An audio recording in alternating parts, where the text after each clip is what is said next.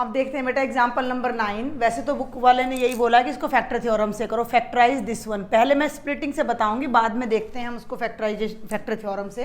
ठीक है, तो हमारा जो पॉलिनोमियल है वो है Y square minus 5y plus 6। ठीक है भाई, Y square minus 5y plus 6। तो मैंने क्या बोला था कि फर्स्ट और लास्ट कोफिशिएंट देख लो। लास्ट कोफिशिएंट 6 है, फर्स्ट विजिबल नहीं है तो वो 1 है, और 1 और 6 की जो प्रोडक्ट आएगी वो 6 आएगी। और मिडल टर्म वैसे तो -5 है, सुन लो मेरी बात ध्यान से, -5। लेकिन जो ये माइनस है ना, ये कई बार बच्चों को कंफ्यूज करता है, तो मैं उन्हें सजेस्ट करती हूँ कि थोड़ी देर के लिए 5 को भूल जाओ। ठीक है, माइनस को भूल जाओ थोड़ी देर के लिए, माइनस को भूल जाओ, 5 को नहीं, थोड़ी देर के लिए माइनस का साइन भूल जाओ। अब मुझे ऐसे दो नंबर्स ए और बी सर्च करने हैं जिनकी प्रोडक्ट तो प्लस का 6 आए, लेकिन उनका या तो एडिशन 5 आए या उनका डिफरेंस 5 आए, क्योंकि डिफरेंस डिस्कस करना पड़ेगा क्योंकि माइनस आ रहा है।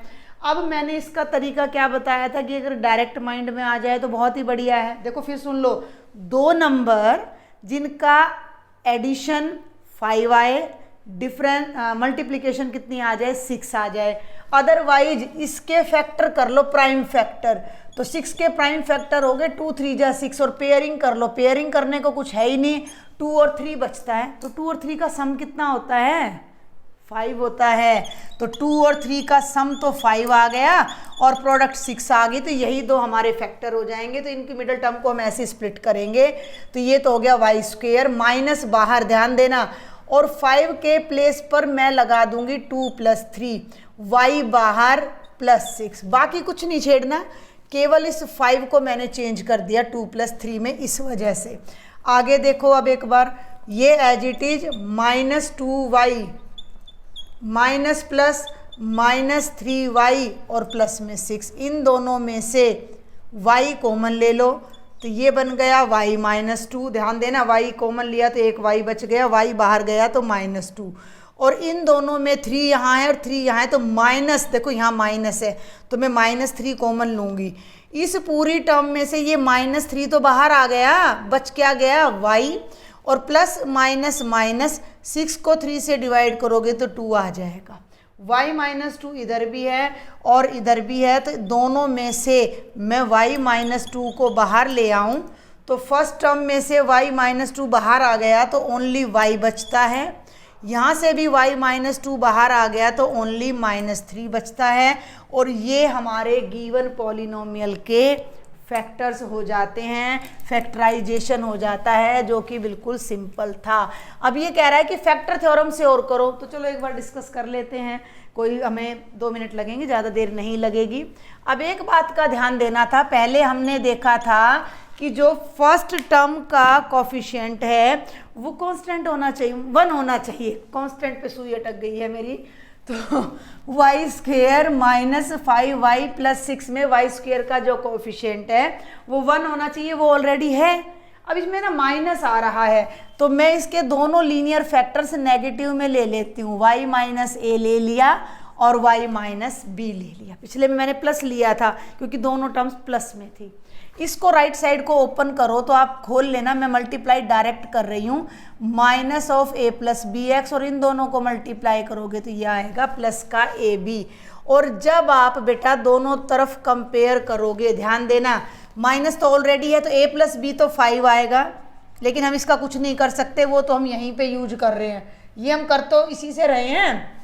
सुन लो मेरी बात भाई, a + b 5 आ रहा है, और जब लास्ट वाले को कंपेयर कर रही हूँ तो a और b की प्रोडक्ट कितनी आ रही है, 6 आ रही है। तो वही फैक्टर मैंने यहाँ डाल के इसको किया है। ये यूज तो फैक्टर थ्योरम से ही आ रहा है, रिजल्ट तो फैक्टर थ्योरम से ही निकल के आ रहा है, लेकिन हम उसको डायरेक्ट यूज कर रहे हैं। तो अब आप क्या करो, 6 के फैक्टर्स ढूंढो। 6 के जितने भी फैक्टर्स है मैं फटाफट लिख देती हूँ, +-1 +-2 +-3 और +-6। सिंपल सा था, 6 × 1 = 6, 2 × 3 = 6, -3 और -2 एंड सो ऑन। इनको अब आपने रखना है इस पॉलिनोमियल में। पॉलिनोमियल का नाम है py = y² - 5y + 6। अब आप इसमें पहले 1 रखो, मान लो मैंने y की जगह 1 रख दिया, तो तो p की वैल्यू 1 पे कितनी आएगी, 1 माइनस 5 प्लस 6 यानी 2 आएगी, जो कि 0 नहीं है। 0 नहीं है तो ये तो फैक्टर है नहीं। अब मैं y की प्लेस पे 2 रख के देखती हूँ। जैसे ही मैंने यहाँ 2 रखा तो 2 का स्क्वायर 4, 5 2 जा 10 प्लस 6, 6 प्लस 4 10, 10 में से 10 गया 0, तो ये फैक्टर आ गया, 0 आ गया। y को जैसे ही हमने 2 रखा तो p ऑफ 2 0 आ गया, तो x माइनस 2 इसका क्या बन गया, px का फैक्टर बन गया। x minus 2 is a factor of px। अब मैंने बोला था कि एक 0 आ गया है 2, उसको यहाँ पुट कर दो, 2b इज इक्वल टू 6, तो b की वैल्यू कितनी आ जाएगी 3, तो दूसरा 0 3 हो जाएगा, तो दूसरा फैक्टर x माइनस 3 हो जाएगा। एक फैक्टर x माइनस 2, दूसरा फैक्टर x माइनस 3। अरे मैं y से x पर पहुंच गई, आपने यहाँ पर y ही लगाना है क्योंकि सारा y में चल रहा है। तो वही फैक्टर्स हमारे यहाँ already splitting the middle term से भी आ गए हैं और मैंने इसको फैक्टर थ्योरम से भी आपको बता दिया है। और जो हमारा लास्ट एग्जाम्पल है वो भी डिफरेंट है, बिल्कुल ध्यान से सुन लो। उसमें अब हमें क्यूबिक पॉलिनोमियल को फैक्टराइज करना है, तो उसके लिए एक अलग तरीका अब हम यहाँ पर लगाने जा रहे हैं। और ये हमारा लास्ट एग्जाम्पल है, लेकिन ये भी डिफरेंट है। इसमें क्यूबिक पॉलिनोमियल है भाई, क्यूबिक पॉलिनोमियल को फैक्टराइज करना है। अब इसमें स्प्लिटिंग मिडल टर्म वाला कोई चक्कर नहीं है, वो यहाँ कामयाब नहीं होगा। इसके लिए एक अलग तरीका है। वो तरीका है कि हमें पहले इसका एक फैक्टर सर्च करना पड़ेगा, एक फैक्टर एटलीस्ट हमें सर्च करना पड़ेगा। आफ्टर दैट हम बाकी के 2 फैक्टर सर्च करेंगे, क्योंकि क्यूबिक है ना, तो 3 लीनियर फैक्टर आएंगे। मैंने शुरू में बताया था, इधर लिखा था, याद करो। तो इसके लिए तरीका क्या है, इसके लिए आप कांस्टेंट टर्म को पकड़ेंगे। कांस्टेंट टर्म में -120 और इसके जितने भी पॉसिबल फैक्टर्स हैं पहले आप उन्हें सर्च करोगे। सुन लो ध्यान से, पॉसिबल फैक्टर्स। वैसे ना इसका एक डायरेक्ट तरीका भी मैं आपको बताना चाहूँगी। मैं वो डायरेक्ट तरीका आपको पहले बता दूँ, वो ज़्यादा अच्छा रहेगा। डायरेक्ट तरीका बिल्कुल डायरेक्ट है, वो देखो कैसे है, मैं दोनों बताऊंगी, टाइम तो हमें लगेगा। ये बैक से चलता है, ये मेथड हमारा बैक से, पीछे से चलता है। 2 ही मिनट में इसमें आपके क्वेश्चन हो जाएगा। क्या करो, पीछे क्या है -120, ध्यान से सुनना मेरी बात को, इसको एज इट इज लिख दो और फर्स्ट टर्म को भी एज इट इज राइट कर दो, कोई प्रॉब्लम नहीं। ध्यान से सुनना मेरी बात को, फर्स्ट टर्म को भी एज इट इज लिख दो और लास्ट टर्म को भी एज इट इज लिख दो। हो गया। अब आप क्या करो, ये है 142, इस 142 में से 120 माइनस कर दो। मन में कर सकते हो तो बहुत ही बढ़िया, अदरवाइज आप करके देख लो। ये आ गया 22। तो इस 142 को आप स्प्लिट कर लो, 120 प्लस 22, लेकिन 120 पीछे लिखना। सुन लो मेरी बात ध्यान से, इसको आप लिखो 22 प्लस 120x। ये देखो, ये मेथड हर जगह तो कामयाब नहीं होता, but in some particular question ये मतलब सक्सेसफुल रहता है, इसलिए मैं आपको बता रही हूँ। मैंने 120 पीछे से उठाया और इसमें से 120 माइनस कर दिया, तो ये मेरे पास 20 प्लस 120x आ गया। उल्टा चल रही हूँ मैं, तो ये प्लस का साइन आ गया, ये मेरा x स्क्वायर आ गया। अब ये 23 है और इधर लास्ट ये बच रहा है 22, तो 23 में से 22 माइनस करोगे तो 1 आएगा, तो 23 को मैं 1 प्लस 22 राइट कर सकती हूँ। तो इस 23 को मैं लिख दूंगी 1 प्लस 22 और इसके आगे जो साइन है वो ये आ जाएगा। ये अगर आपको समझ आया हो तो फिर सुन लो मेरी बात। 120 था लास्ट में, मैंने क्या बोला था, last term as it is, first term as it is, ठीक है, x एज इट इज। 140 में से 120 माइनस करोगे 22 आएगा, तो इसको 20 प्लस 120 लिखना, 120 प्लस 20 मत लिखना। इनकी पेयरिंग करेंगे अभी हम पीछे पीछे वालों की पेयरिंग करेंगे। ये 23 है, इसमें से 22 माइनस करोगे तो 1 आएगा, तो इसको भी फैक्टराइज कर दो, 1 प्लस 22 कर दो। अब इस पूरी ब्रैकेट को ओपन कर लो, ध्यान देना, ये बनेगा x क्यूब माइनस 1 को कर दो x square minus plus minus 22x square plus 22 को x से करो 22x प्लस 120x और माइनस 120। कितनी टर्म्स हो गई, 6 टर्म्स हो गई, 4 थी। अरेंज कर लो, इनमें से कॉमन ले लो, x स्क्वेयर कॉमन आया, ये बच गया x माइनस 1। अब इन दोनों में से -22 x कॉमन आया तो यहाँ x बचा, माइनस प्लस -22 भी बाहर, x भी बाहर, तो 1 बचा, और इन दोनों में से कॉमन आ गया 120, तो x - 1 बचा। कुछ नज़र आया? क्या नज़र आया? 3 टर्म्स हैं और तीनों में ही x - 1 कॉमन है, तो तीनों में से x - 1 कॉमन ले लो, तो यहाँ तो आपका बच जाएगा x², यहाँ बचेगा 22x क्योंकि ये तो कॉमन चला गया, प्लस 120। एक फैक्टर हमें मिल गया। इसको स्प्लिटिंग द मिडल टर्म से फैक्टराइज कर लो। इसको कैसे करेंगे? अब हम इसको अलग से कहो तो मैं अलग से कर देती हूँ एक बार, एक सेपरेट क्वेश्चन की फॉर्म में हो जाएगा, एक सेपरेट क्वेश्चन की फॉर्म में हो जाएगा।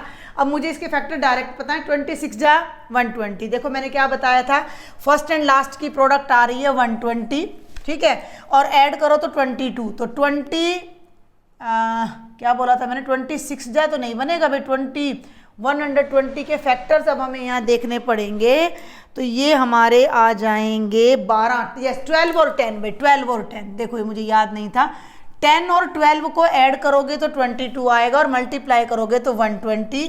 तो ये अब मैं डायरेक्ट कर रही हूँ, -10x - 22x प्लस 120, जैसे मैंने बताया था वैसे करना। इन दोनों में से x कॉमन आया तो x - 10, सुन लो मेरी बात ध्यान से, और माइनस सुन लो, माइनस इन दोनों में से 12 कॉमन आया तो ये बच गया x - 10 भाई। 22 को 10 प्लस 12 किया, फिर माइनस का साइन था अलग अलग किया, इन दोनों में से x कॉमन लिया, अब इन दोनों में से मैंने x - 10 कॉमन लिया तो यहाँ x बचा और यहाँ 12, यानी इस क्वाड्रेटिक के ये दो फैक्टर बने जिन्हें मैं इनके नीचे लिख दूंगी।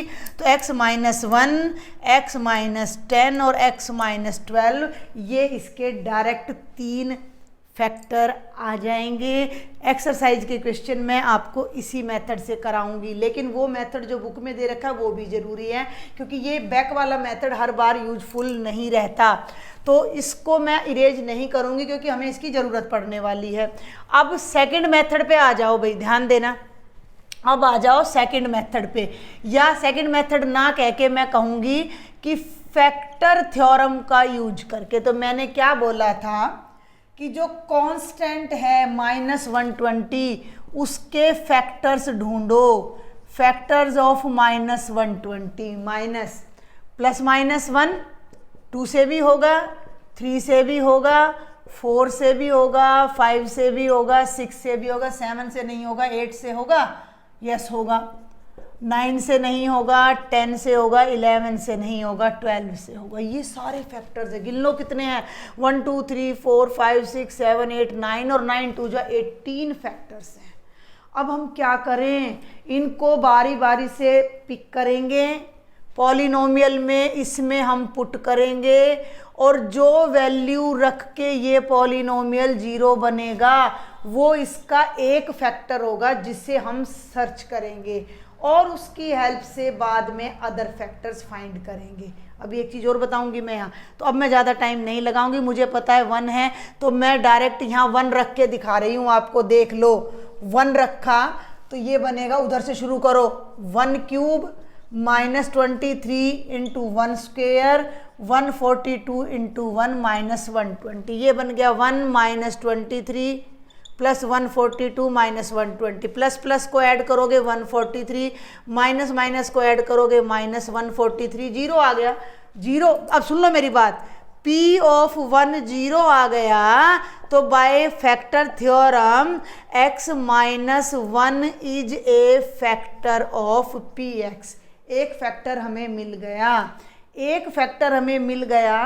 तो जब आपका सिलेबस ओल्ड नहीं था तब हम क्या करते थे, हम इसको इस फैक्टर से डिवाइड करते थे, आफ्टर दैट हम इनके वो निकालते थे अदर फैक्टर्स, लेकिन अब डिवीजन तो चला गया।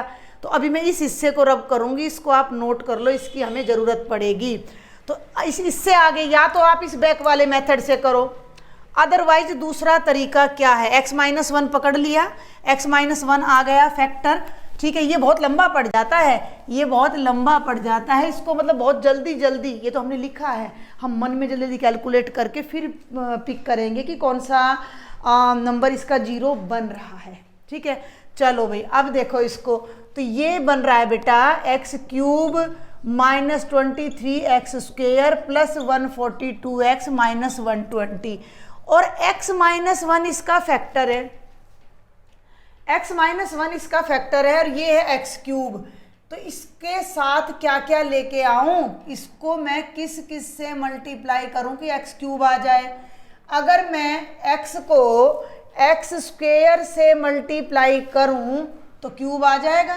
तो इसको खोल लो, इसको खोलोगे तो ये बनेगा x क्यूब माइनस x²। देखो मैं वहीं पहुंच रही हूं जहां से मैंने स्टार्ट कराया था।